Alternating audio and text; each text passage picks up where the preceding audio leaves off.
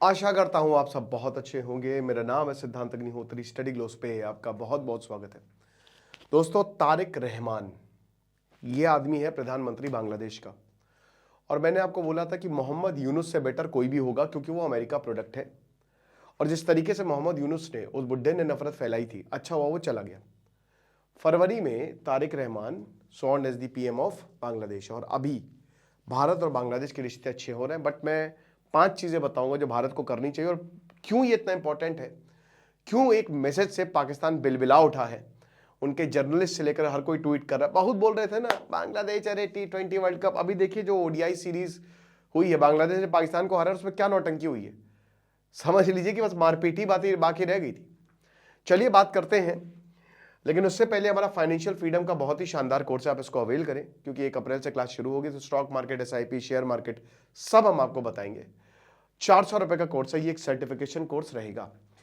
तो देखिए 1971 में पाकिस्तान में हुआ था जेनोसाइड।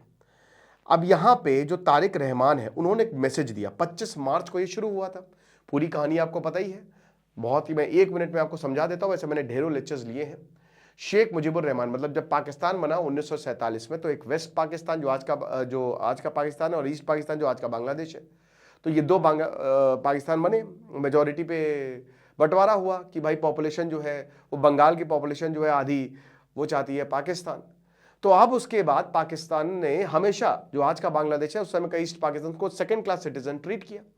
उनको मारा पीटा, बहुत सारे रिसोर्सेस ले जाते थे। तो शेख मुजीबुर रहमान ने इसके लिए आवाज उठाई। जहां भारत में हर एक भाषा को सम्मान मिला, पाकिस्तान में नहीं, उर्दू थोप दी। अब बोला कि हम तो बंगाली सीखेंगे, तो भाषा एक बहुत बड़ा पॉइंट बना। लेकिन और भी बहुत सारी चीजें थी कि रिसोर्सेज का मिसयूज, इनको कभी भी पोजीशन देने ही नहीं, इलेक्शन जीतने के बावजूद सरकार बदल देना। तो ऐसी बहुत सारी चीजें थी जिससे ईस्ट पाकिस्तान में नफरत बढ़ती गई। और अल्टीमेटली 1970, क्योंकि देखिए 1965 में जब इंडिया पाकिस्तान वॉर हुआ, दूसरा वॉर हुआ, और उस समय ये जो ईस्ट पाकिस्तान है वो पाकिस्तान के साथ था, ठीक है। बांग्लादेश, पाकिस्तान की इकोनॉमी बहुत ऊपर थी। पता है क्यों इनकी इकोनॉमी ऊपर थी? क्योंकि बांग्लादेश हमेशा से जो है ना, उनका टेक्सटाइल मतलब कॉटन बहुत शानदार रहा, उनका पोर्ट एक्सेस बहुत बढ़िया था, फर्टाइल लैंड था। तो ये सारा रिसोर्सेज जाता था पाकिस्तान, बट उनको कुछ नहीं मिल रहा था। फिर 1968 में जब अयूब खान हटा, उसके बाद जनरल इलेक्शन हुआ और उसमें शेख मुजीबुर रहमान जीत गए। ना सिर्फ वो ईस्ट पाकिस्तान में जीते, बट पाकिस्तान की सत्ता उनके हाथ में आ गई। और उसके बाद इनको यही मार्च में ही बंद किया और टिक्का खान को बुलाया और बोला कि बना दो टिक्का। तो ऑपरेशन सर्च लाइट यही 25 मार्च को शुरू हुआ। ढाका यूनिवर्सिटी में मसाकर, औरतों को लिटरली, मतलब कितनी औरतों का तो रेप किया, लाखों औरतों का रेप किया है लिटरली दोस्तों, जेनोसाइड किया है, यहां नरसंहार किया है पाकिस्तानी सेना ने। ऐसी बर्बरता बहुत ही कम देखने को मिलती है। फिर जब ये मैटर हिंदुस्तान में इतने रिफ्यूजी, लाखों लाखों रिफ्यूजी यहां पे आने लगे, तो फिर इंदिरा गांधी ने बोला कि चलो युद्ध करते हैं। सैम मानेकशॉ को बोला, उन्होंने बोला कि सर मैम थोड़ा रुक जाइए, अभी अप्रैल है, मानसून का सीजन है, दिसंबर में करते हैं। मतलब डेट उन्होंने नहीं दी, बट थोड़ा टाल देते। तो दिसंबर में युद्ध किया तो बांग्लादेश बन गया, तो जेनोसाइड हुआ, है ना। अब कट टू 2024, भाई बांग्लादेश में रेवोल्यूशन आ जाता है। अब जब बांग्लादेश में रेवोल्यूशन आया, क्रांति आई, मोहम्मद यूनुस आ गया, उसने सब बदल दिया। भारत के खिलाफ नफरत फैलाई, उनकी टेक्स्ट बुक को बदल दी। बांग्लादेश में जो टेक्स्ट बुक में father of nation Sheikh Mujibur Rahman को बोला जाता है और बहुत बड़ा रोल प्ले किया, सब हटा दिया, पूरा चेंज कर दिया और बोला कि नहीं, जिया और रहमान ने ये काम किया था। बट भारत के खिलाफ बहुत ज्यादा नफरत, द ट्रायम्फ फॉर वॉर, इस तरीके की किताबें जिसमें पूरा मैप जो है ग्रेटर बांग्लादेश या चाइना के पास जाना। तो मोहम्मद यूनुस ने बहुत गड़बड़ की उस बुड्ढे ने। फिर उसके बाद इलेक्शन हुए बांग्लादेश में और लात मार के उसको निकाल दिया। तारिक रहमान, वैसे तो भाई कहते हैं ना कि डार्क प्रिंस इनको बोला जाता है, मैंने लेक्चर लिया था। बट 2 बड़ी पार्टी थी, एक थी शेख हसीना की अवामी लीग और दूसरी BNP। आप इसको कांग्रेस और बीजेपी की तरह समझ सकते हो, ठीक है। तो अब जो BNP थी, बांग्लादेश नेशनलिस्ट पार्टी, भाई देखिए अवामी लीग तो इलेक्शन लड़ नहीं सकती, शेख हसीना तो अभी भी भारत में है। तो BNP ने इलेक्शन लड़ा, अच्छा हुआ जमात इस्लामी नहीं जीती, बुरी तरीके से हराया और BNP आ गई। तो मैंने आपको बोला था कि भाई बेटर है तारिक रहमान, सही है। और अब उन्होंने देखिए, जैसे ही तारिक रहमान आए, फरवरी से लेकर अभी तक भारत से रिलेशन उनके काफी इंप्रूव हुए हैं। वीजा सर्विसेज दोबारा रिस्टोर हुई है, क्योंकि सबको पता है ना कि भाई 4000 किलोमीटर का हम बांग्लादेश से बॉर्डर शेयर करते हैं, आप रह ही नहीं सकते हमारे बिना, और रहना भी नहीं चाहिए, क्यों ही रहना चाहिए भैया। अब क्या है कि पाकिस्तान को लेकर इन्होंने मार्च में, 1 महीने नहीं हुआ, अब देखिए इन्होंने स्टेटमेंट क्या निकाली है, 25 मार्च को स्टेटमेंट निकाली है कि 25 मार्च, और ये प्राइम मिनिस्टर जो बांग्लादेश है उनके ऑफिस से स्टेटमेंट, ऑफिशियल स्टेटमेंट आई है। तो इन्होंने बोला है कि 25 मार्च को जेनोसाइड डे के रूप में हम इसको ऑब्जर्व करते हैं, यानी कि 25 मार्च जेनोसाइड डे के रूप में ऑब्जर्व किया जाता है, और मैं डीपेस्ट रिस्पेक्ट जो भी शहीद हुए हैं उनको देना चाहता हूं। ये जो हिस्ट्री है बांग्लादेश की, फ्रीडम लविंग बांग्लादेश की, 25 मार्च एक धब्बा है, डिसग्रेस है, और ब्रूटल डेज जो हमने सहे उसका सबूत है। उस रात में पाकिस्तान की फोर्सेस आई और दुनिया का सबसे मतलब बड़ा कत्लेआम उन्होंने किया, कहते हैं ना कि मोस्ट हीनियस जेनोसाइड इन्होंने लिखा है। और बांग्लादेश के लोग तो शांतिप्रिय लोग थे, अनआर्म्ड थे। ऑपरेशन सर्चलाइट की आड़ में उन्होंने बहुत लोगों को मारा, कितनी औरतों का रेप किया, इंटेलेक्चुअल्स को मार दिया, इनोसेंट सिविलियंस को मार दिया, ढाका यूनिवर्सिटी में मसाकर किया, राजबाग और पिलखाना में मसाकर किया जो वहां पे पुलिस लाइन है, बहुत लोगों को मारा। 25 मार्च एक प्री प्लान्ड मसाकर था, ऑर्गेनाइज्ड किलिंग यहां पे की गई, और इसके सबूत मिलते हैं। हिस्टोरिकल रिसर्च ये बताती है कि भाई जो पॉलिटिकल लीडरशिप थी पाकिस्तान में वो जिम्मेदार थी। लेकिन 25 मार्च की रात में अब देखिए ये क्या बताते हैं, 8th ईस्ट बंगाल रेजिमेंट जो चट्टग्राम में थी, उन्होंने इस आर्म्ड रेजिस्ट, ये जो जेनोसाइड हुआ तो उन्होंने आर्म्ड रेजिस्टेंस यानी कि इसको अपोज किया, ठीक है, और वी रिवोल्ट का नारा दिया। अब यहां पे पॉइंट है, 8th ईस्ट रेजिमेंट, इसके लीडर कौन थे, इसको कौन लीड कर रहे थे, इसको लीड कर रहे थे तारिक रहमान के पिताजी जिया उर रहमान, है ना, जिया उर रहमान। तो उन्होंने अपने पिताजी का यहां पे, भाई जाहिर सी बात है पॉलिटिक्स भी तो खेलनी है, तो ये चीज है। भारत का कहीं नाम नहीं है, बल्कि भारत की वजह से ही सब कुछ हुआ है। मुक्ति बाहिनी से लेकर ईस्ट रेजिमेंट को भी भारत ने ही सपोर्ट दिया था।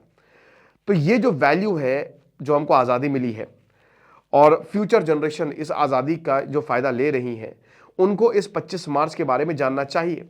तो जो सैक्रिफाइस हुआ है, ठीक है, जो इतनी ज़्यादा बलिदान या फिर जो शहीदी हुई है, और इसकी वजह से हमारा बांग्लादेश बना है, हम सबको इक्वालिटी, ह्यूमन डिग्निटी और सोशल जस्टिस पर काम करना चाहिए। हम सब साथ में काम करते हैं। मैं अल्लाह से प्रे करना चाहूँगा कि जो भी है उन सबको माफ़ करे और आगे बढ़े। तो अब इन्होंने पाकिस्तान की मतलब चड्ढी निकाल दी है, ठीक है, मतलब सीधा सीधा इन्होंने पाकिस्तान पर निशाना साधा है।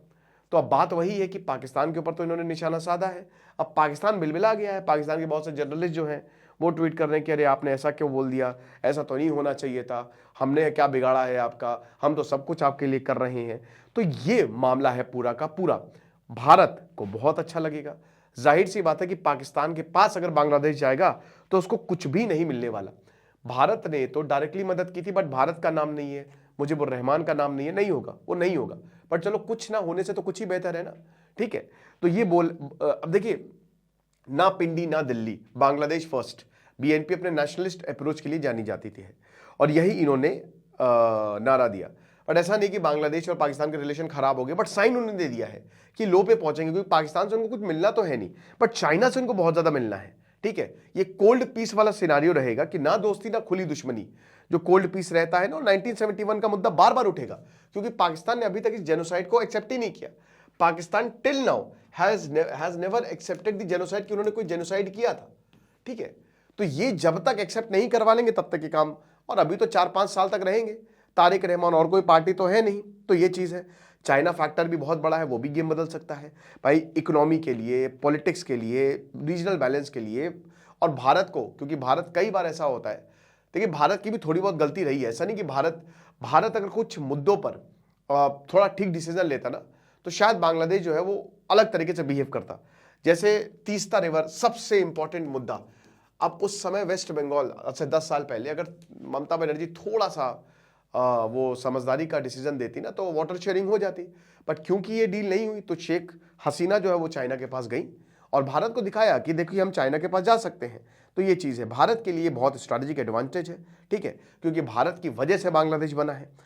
ओवर कॉन्फिडेंस खतरनाक हो सकता है, तो भारत को सिचुएशन का थोड़ा सा मुआयना करना चाहिए। बट सबसे बड़ी बात कि भारत को करना क्या चाहिए, देखिए रिस्पेक्ट फैक्टर जो है वो खराब नहीं होना चाहिए। याद रखिए कि ये जो रिस्पेक्ट फैक्टर है, म्यूचुअल रिस्पेक्ट, अगर ये खराब हुआ तो चाइना एक मैग्नेट की तरह काम करेगा। बांग्लादेश तुरंत चाइना की तरफ जाएगा। हालांकि चाइना कोई बॉर्डर शेयर नहीं करता है बांग्लादेश से, लेकिन वो रास्ता खुल जाएगा। तो चाइना एक बड़ा मैग्नेट की तरह काम कर सकता है। जो भी प्रोजेक्ट है, देखिए ध्यान दीजिए कि यहां पे जितने भी प्रोजेक्ट है, जैसे चाइना ने भी प्रोजेक्ट लगाए हैं और भारत ने भी प्रोजेक्ट लगाए हैं, तो भारत को तुरंत तुरंत ये जितने भी भारत के प्रोजेक्ट है ना, वो चाइना से पहले जो है वो उसको एक तरीके से कंप्लीट करने होंगे। तो पहला स्टेप तो यही है कि सबसे पहले कि तीस्ता वाटर, ये वाला जो इशू है, भारत अब इस पर काम करना शुरू कर दे। तीस्ता वाटर डिस्प्यूट को रिजॉल्व करे। इससे देखिए पीपल टू पीपल कॉन्टैक्ट बनेगा। देखिए बांग्लादेश और भारत का पीपल टू पीपल कॉन्टैक्ट है, वहां बॉर्डर्स खाली नाम मात्र के हैं, तो लोग आते जाते रहते हैं, ठीक है। तो ये चीज है, तो इसीलिए इमोशनल प्लस इकोनॉमिक दोनों है बांग्लादेश के लिए, जो तीस्ता रिवर है, और ये पेंडिंग है, बहुत लंबे समय से पेंडिंग है। और स्टेप 2 वही, प्रोजेक्ट जल्दी खत्म करो। जो भी आपके प्रोजेक्ट्स लगे हैं वो चाइना से पहले खत्म करो। एग्जीक्यूशन स्ट्रांग रखो। ट्रेड इम्बैलेंस बांग्लादेश का ज्यादा है, आप उसको भी कम कर सकते हैं, ठीक है ना।